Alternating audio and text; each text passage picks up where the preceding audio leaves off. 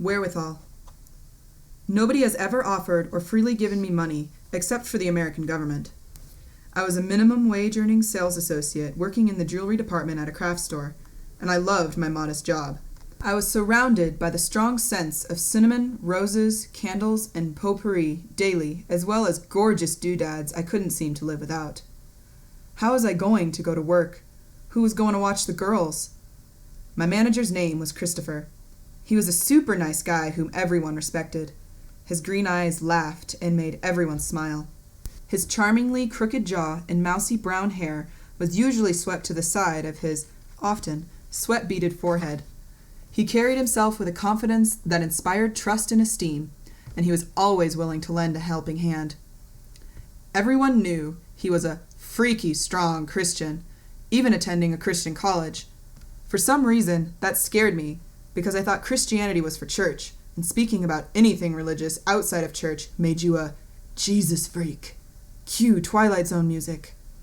However, I was hoping he would be Christian enough to be understanding of my dilemma.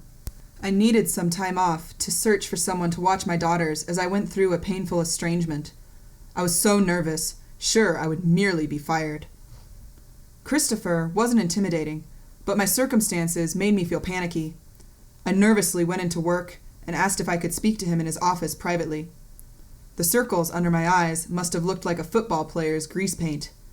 I'm getting fired. I tried as best I could to explain how things were at home and that I was strapped for childcare. He was remarkably supportive and caring, not only offering me all the time I needed, but more. He insisted on cheering me up. He asserted that this agreement had a catch. Here we go, the catch. I listened curiously as he explained that I must stay on the clock and go see the movie Liar Liar. What? You mean you're gonna pay me to go to the movies? I asked, unmistakably surprised. That's the deal, he smiled. He wasn't flirting, wasn't trying to go with me. He didn't ask for anything in return. I couldn't believe how kind he was. People aren't typically this nice. I stood there, dumbfounded, not sure what to say. So what's the catch? I was still waiting for the deal breaker.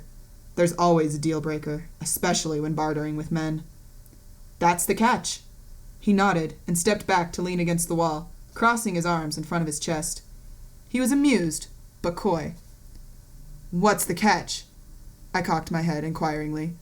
When I looked at him now, he looked different. His limpid green eyes gleamed, and I couldn't help but notice his attractiveness. That you go to the movies, he repeated. I'm sure I had begun to look at him as if he had 3 heads. That's the catch? I asked once more, with a false sense of security. That's the catch. He laughed in his throat at our slight Abbott and Costello Who's on First parody.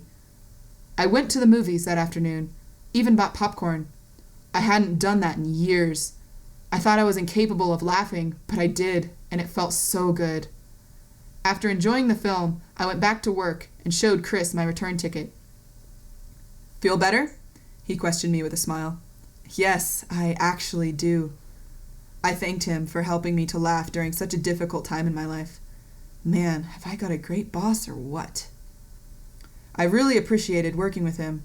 I started to think that these Christian fanatics were pretty nice people.